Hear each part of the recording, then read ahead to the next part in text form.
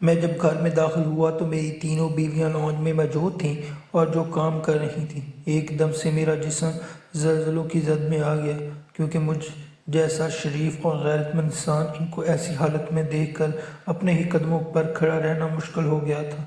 میں ایک دم سے لڑکھڑا کر رہ گیا اور آہستہ قدموں سے ان کی جانب بڑھنے لگا، اور آج میں ان کو ایسا سبق سکھانے والا تھا جو شاید آج تک کسی شوہر نے اپنی بیوی کو نہ سکھایا تھا۔ میں جیب میں اپنا ہاتھ ڈالا اور جب نکالا تو اس ہاتھ میں ایک ایسی چیز تھی یہ ان تینوں کی زندگی ایک لمحے میں برباد کرنے کے لیے کافی تھی، کیونکہ مجھے وہ پہلے سے ہی برباد کر چکی تھی۔ میں اپنے ماں باپ کا اکلوتا بیٹا تھا۔ میرا باپ بہت بڑا بزنس مین تھا اور کپڑوں کا بزنس کرتا تھا۔ ان کے بعد میں نے ہی ان کے باغ دور سنبھالے تھے۔ میں جب 22 سال کا تھا تو میرے والد نے میری شادی کروا دی۔ وہ شادی میری پسند کی تھی اور میں کنزا سے بہت محبت کرتا تھا۔ کنزا میری یونیورسٹی کی فیلو تھی اور وہ ایک غریب گھرانے سے تعلق رکھتی تھی، مگر محبت امیر غریب کو نہیں دیکھتی، محبت تو بس کسی سے بھی ہو جاتی ہے۔ میرا دل جب اس پر آ گیا تو میرے باپ نے بغیر کوئی احتجاج کیے میری اس سے شادی کروا دی، اور یوں 22 سال کی عمر میں نے پہلی شادی کی تھی۔ اس کے بعد میرے باپ انتقال کر گئے اور ان کا سارا بزنس مجھے ہی سنبھالنا پڑا تھا۔ میں نے ان کو بزنس کو اتنا آگے بڑھایا تھا کہ میں اب اس ملک کے امیر ترین لوگوں میں شمار ہوتا تھا۔ میری بیوی بھی مجھے بہت زیادہ سپورٹ کرتی تھی اور میرا بہت خیال رکھتی تھی۔ ایک روز میں اپنی گاڑی میں بیٹھا آفس سے گھر کی جانب رواں دواں تھا۔ رات کے تقریباً 9 بج چکے تھے کہ اچانک مجھے سڑک پر ایک مظلوم لڑکی نظر آئی۔ میں نے گاڑی روک دی اور اس سے پوچھا کہ اس کیا پریشانی ہے، وہ کیوں یہاں اس وقت کھڑی ہے۔ دنیا کا کوئی بھروسہ نہیں، کوئی بھی مرد اسے اپنی ہوس کا نشانہ بنا سکتا تھا۔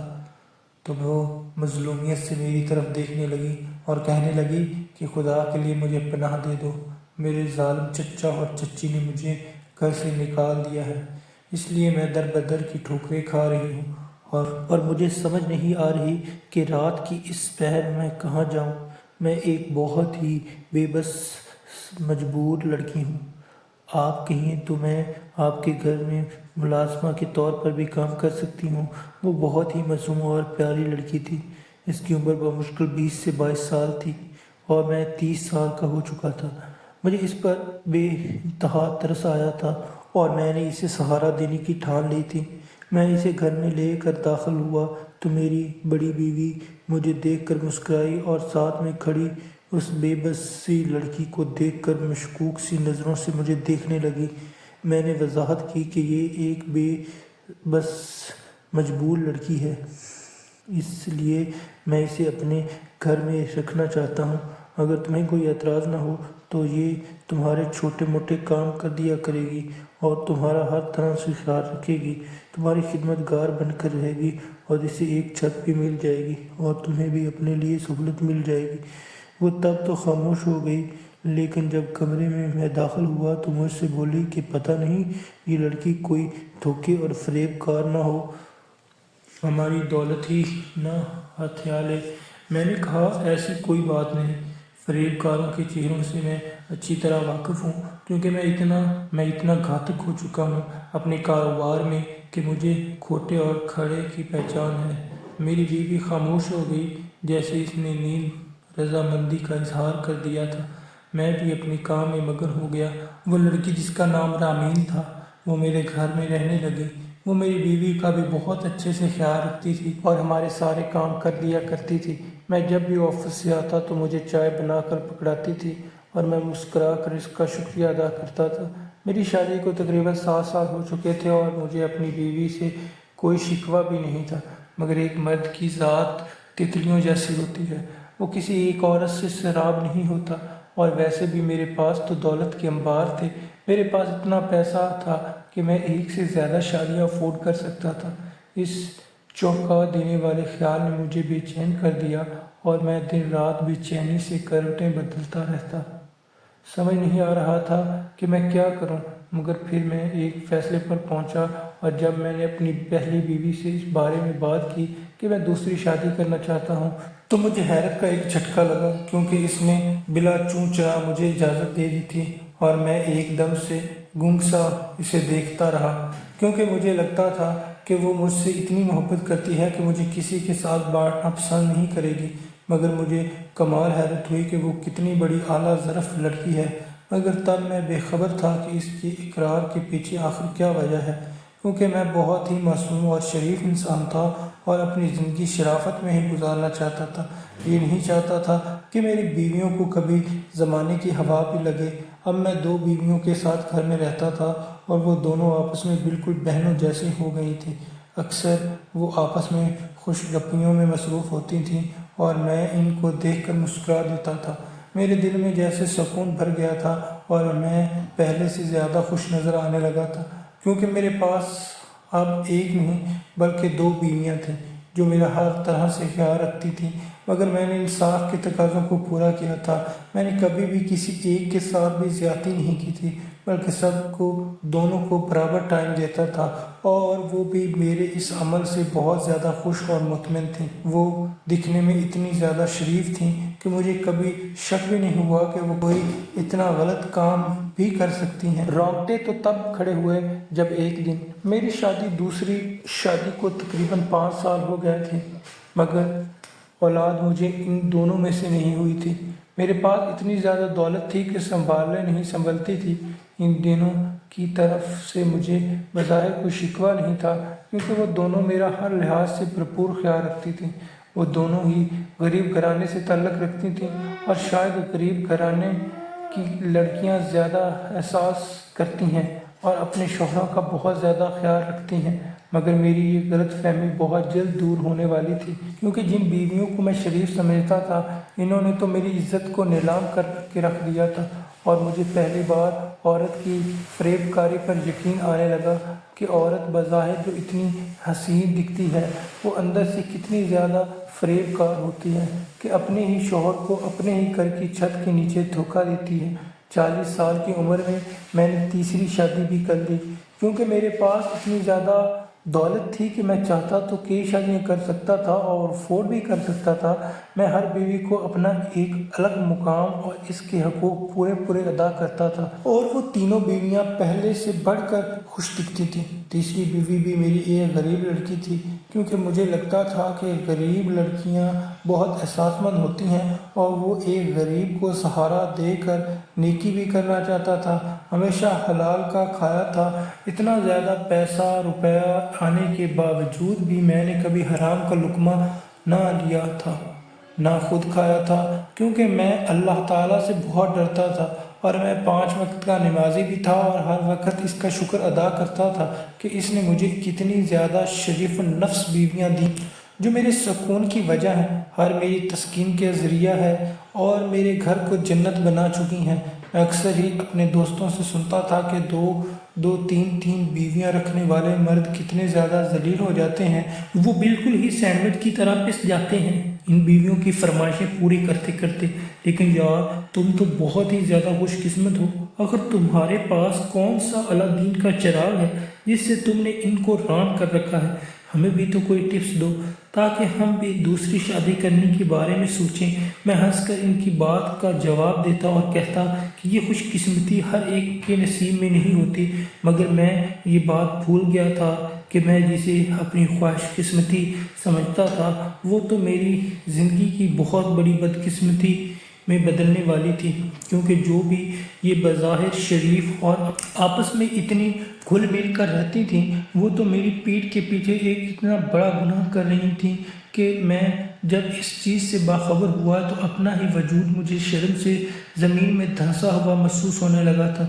کاش کہ میں ان پر اعتماد نہ کیا ہوتا، کاش کہ وہ یوں میری عزت کا کھلواڑ نہ کرتی، مگر بعد میں پچھتاوے کے علاوہ انسان کے پاس کچھ بھی نہیں بچتا، اور میں اتنی زیادہ دولت کے انبار اور 3 بیویوں ہونے کے باوجود آج بالکل اکیلا ہوں، کیونکہ میں نے ان کو ایسی حرکتیں کرتے ہوئے دیکھ لیا تھا کہ شاید میں اپنے آپ سے کبھی بھی نظریں نہ ملا پاتا۔ ایک روز میرے ایک بڑے بزنس مین دوست نے مجھے اور دعوت پر بلایا اور کہا کہ اپنی تینوں بیویوں کو بھی ساتھ لے کر آؤ۔ میں نے ان سے کہا میری بیویاں بہت زیادہ شریف ہیں اور گھر سے باہر نکلنا پسند نہیں کرتی، شاید انہیں لوگوں کے سامنے گھلنا ملنا پسند نہیں ہے۔ میں نے اس دوست سے معذرت کی، مگر اس دوست نے ضد کی کہ تمہیں بھابھیوں کو ساتھ لے کر ہی آنا ہے۔ جب میں نے گھر میں ان تینوں سے بات کی، جب ہم رات کا کھانا کھا رہے تھے اور میری بڑی بیوی مجھے کھانا سرو کر رہی تھی اور دوسری بیوی کچن میں روٹیاں بنا رہی تھی، تو مجھے لگا شاید انہیں اعتراض ہوگا، کیونکہ وہ اتنی زیادہ معصوم اور پاکیزہ شریف النفس تھیں کہ مجھے لگا کہ اس طرح کی پارٹیز میں جہاں پر شراب نوشی کا دور چلتا ہے ان کو لے جانا مناسب نہیں ہے۔ مگر جب میں نے بات کی تو مجھے ایک حیرت کا جھٹکا ہوا جب انہوں نے بلا چوں چرا کہا، ہمیں کوئی اعتراض نہیں، بلکہ ہمیں تو بہت مزہ آئے گا آپ کے ساتھ جاتے ہوئے۔ میں بھی ان کی بات سن کر خوش ہو گیا کہ چلو اچھا ہی ہے، ان کا دل ہی بہل جائے گا۔ گھر میں بیچاری سارا دن کام کرتی ہیں، ان کو بھی تو زندگی کوئی انجوائے کرنے کا موقع ملنا چاہیے، تھوڑا سا گھل مل جائیں گی، دوسری بیوی کے ساتھ بیٹھ کر تھوڑی سی دوستی کر لیں گی۔ اگلے روز میں ان سب کو لے کر پارٹی میں پہنچ گیا۔ بڑے بزنس مین کی عورتیں ایسی ہوتی تھیں، مجھے تھوڑی سی ہچکچاہٹ محسوس ہوئی کہ میری شریف النفس بیویاں شاید ان کے طور طریقوں سے ناواقف ہیں اور شاید یہاں پر آ کر مس فٹ محسوس کریں گی، مگر میں یہ دیکھ کر حیران ہو گیا جب میری ساری بیویاں چہک کر ایک دوسرے سے باتیں کر رہی تھیں اور پارٹی میں دوسرے لوگوں کے ساتھ گھل مل گئی تھیں، ایسے جیسے ان کو بچپن سے جانتی اور ان کے ساتھ ان کی گہری دوستی ہو۔ میری سب سے چھوٹی بیوی نے تو حد ہی کر دی، وہ ایک لوفر لڑکے کے ساتھ کہکے لگا رہی تھی، اس کی کسی بات پر ہنس رہی تھی اور اس کے ہاتھ میں ہاتھ مار رہی تھی۔ اچانک ایک ویٹر ان کے قریب آیا جس کے ہاتھ میں 2 گلاس تھے، انہوں نے وہ گلاس گھٹک کر کے پی لیے۔ میں صدمے سے گم کھڑا یہ تماشا دیکھتا رہا کیونکہ ان گلاسوں میں شراب تھی۔ مجھے لگا شاید میں اپنے قدموں پر کھڑا نہ رہ پاؤں گا۔ میں طیش کے عالم میں ان سب کو گھر لے کر آ گیا اور فنکشن کو درمیان میں ہی چھوڑ دیا۔ میرا دوست تشویش میں مبتلا ہو گیا کہ تمہیں اچانک کیا ہوا ہے، مگر میں نے اس سے معذرت کر لیا اور کہا کہ میری طبیعت ٹھیک نہیں، مجھے گھر جانا ہے۔ گھر میں آ کر میں نے ان سب کو لان میں بٹھایا اور میرا غصے سے برا حال تھا، میرا بس نہیں چل رہا تھا کہ ان سب کا گلا دبا دوں، اور خاص طور پر اس چھوٹی بیوی کا سب سے زیادہ معصوم اور پاکیزہ سمجھتا تھا، جس کو میں نے کہا، مہرین تمہیں شرم نہیں آئی؟ اس لڑکی کے ساتھ تم اتنی گھل مل گئی تھی اور تم نے شراب پی، مجھے تو یقین نہیں ہو رہا کہ تم ایسا کیسے کر سکتی ہو۔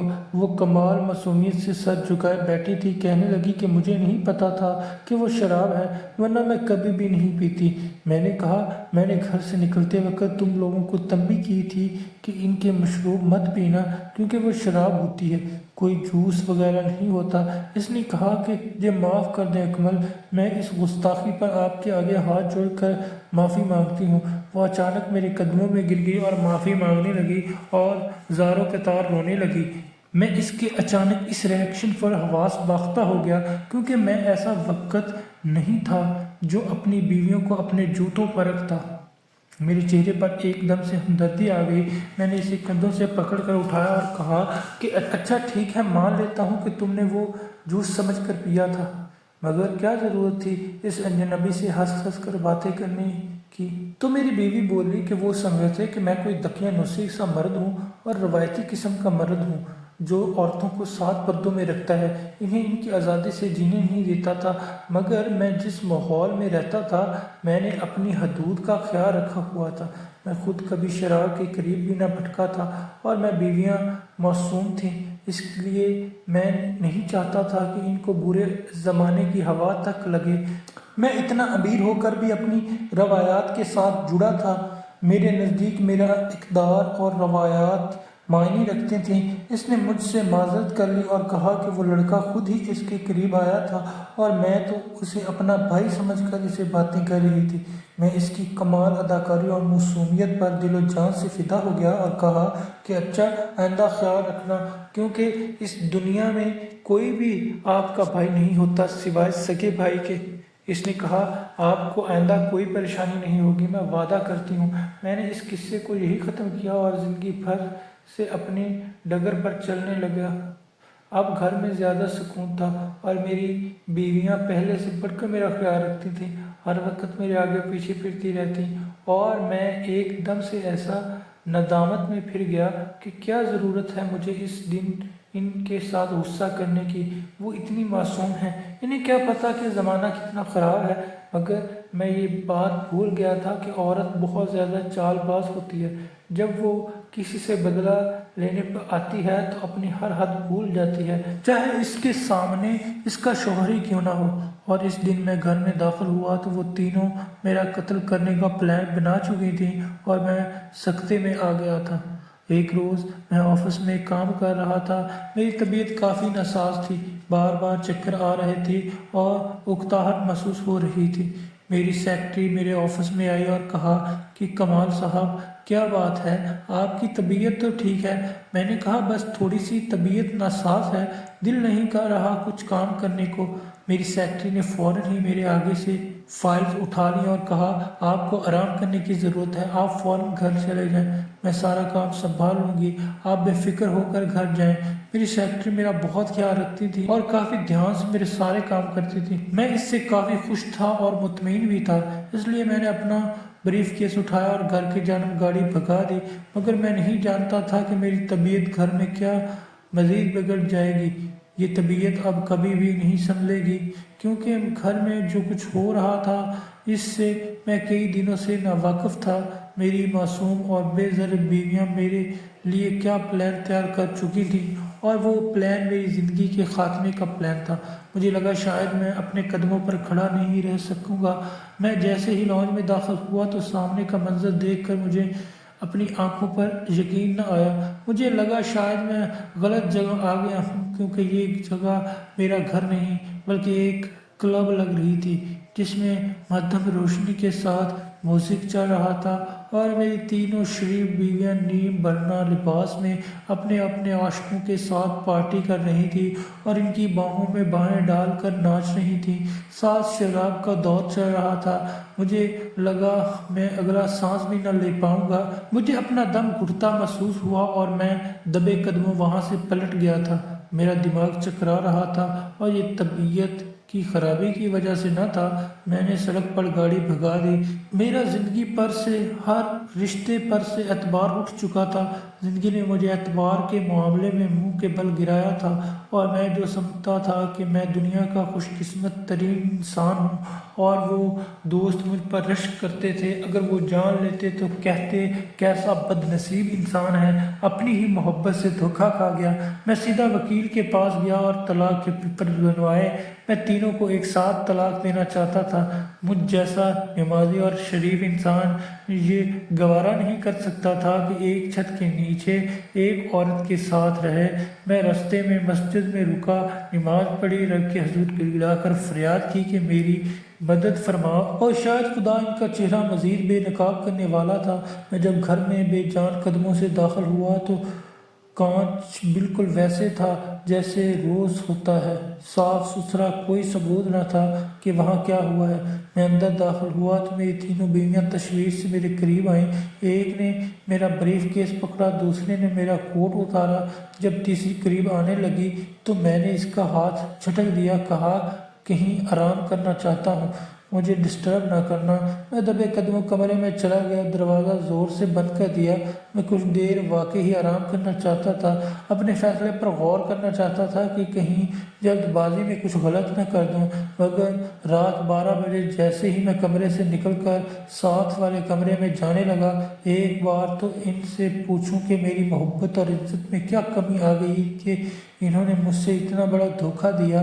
میں جیسے ہی دروازے کے قریب گیا تو مجھے اندر سے خسر خسر کی آوازیں آنے لگیں۔ میں وہیں کھڑا سنتا رہا، اور جو آوازیں اندر سے آ رہی تھیں وہ میرا ہوش اڑانے کے لیے کافی تھیں۔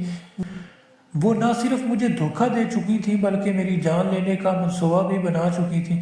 وہ بڑی بیوی جو کہ میری من پسند تھی اور جس سے میں محبت کی شادی کر چکا تھا، وہ اس منصوبے میں سب سے آگے تھی۔ کہہ رہی تھی کہ اس گدھے سے تو ہم اپنی جان چھڑا لیں گے، ہمارے سروں پر سوار ہو چکا ہے، اپنی آزادی سے جینے تک نہیں دیتا۔ دوسری بولی کہ میں نے کامران کو کہہ دیا ہے کہ جلد پیپرز بنوائے تاکہ اس سے جلد سائن کروا کر اس کی ساری جگہ ہڑپ کر لیں۔ تیسری بولی کہ جلدی کرو، میں تو اس سے بہت تنگ آ چکی ہوں، میرا تو یہ پیچھا ہی پڑ گیا ہے۔ جب سے اس نے مجھے شراب پیتے دیکھ لیا ہے اور شہریار کے ساتھ پکڑ لیا ہے، وہ تو شکر کر میں نے اپنے عاشق کو اپنا بھائی بول کر وقتی جان چھڑا لی۔ میں اپنے ہاتھوں سے اسے دودھ میں زہر ملا کر دوں گی، وہ ایک عزم سے بولی، اور میں مزید یہ باتیں سننے کی تاب نہ لا سکتا تھا۔ میں نے زوردار ٹھوک کر دروازہ کھولا تو وہ ہکا بکا رہ گئیں۔ میرا چہرہ سرخ پڑ چکا تھا مگر ان کے چہروں پر ہوائیاں اڑی ہوئی تھیں۔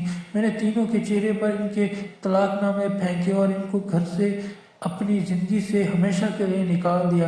کہا کہ جاؤ اپنے عاشقوں کے ساتھ رہو، تم میرے قابل نہیں ہو۔ یہ بول کر میں واپس کمرے میں آ گیا۔ میرا دل زور سے ٹوٹ چکا تھا اور آنکھیں اشک بار تھیں۔ کچھ دنوں تک میں بالکل ہی باولا باولا سا پھرتا رہا۔ میری سیکرٹری مجھ سے وجہ پوچھی تو میں نے کہا زندگی سے دھوکہ کھا کر منہ کے بل گرا ہوں۔ وہ اب میرا ہر وقت خیال رکھتی تھی مگر مجھے تو کسی پر اعتبار ہی نہ تھا۔ اس نے کہا کہ وہ آپ کی پاک محبت کی اہل نہیں تھی، اس لیے ان کو بھول جائیں اور موو آن کر لیں۔ میں نے اپنی سیکرٹری سے ہی شادی کر لی کیونکہ وہ ایک بے سہارا لڑکی تھی اور میں اپنے آپ کو ایک بار اور آزمانا چاہتا تھا۔ مگر وہ کہتے ہیں نا، جب آپ کسی ایک انسان کے لیے ہی اپنی تمام تر چاہت رکھیں تو وہ انسان بھی آپ کی چاہت کی قدر کرتا ہے۔ میرے ساتھ ایسا ہی ہوا تھا۔ میں 3 بار ٹھوکر کھانے کے بعد اب چوتھی بار اپنی اصل سے ملا تھا اور میں اب بہت زیادہ خوش تھا اور مطمئن زندگی گزار رہا تھا۔ میرا ایک بیٹا بھی تھا جو کہ 2 سال کا ہو چکا تھا اور ہماری ازدواجی زندگی بہت سکون میں تھی کیونکہ محجبین ہی وہ اصل عورت تھی جو میری محبت کی حقدار۔ ویڈیو اچھی لگی ہو تو چینل کو ضرور سبسکرائب کیجیے گا۔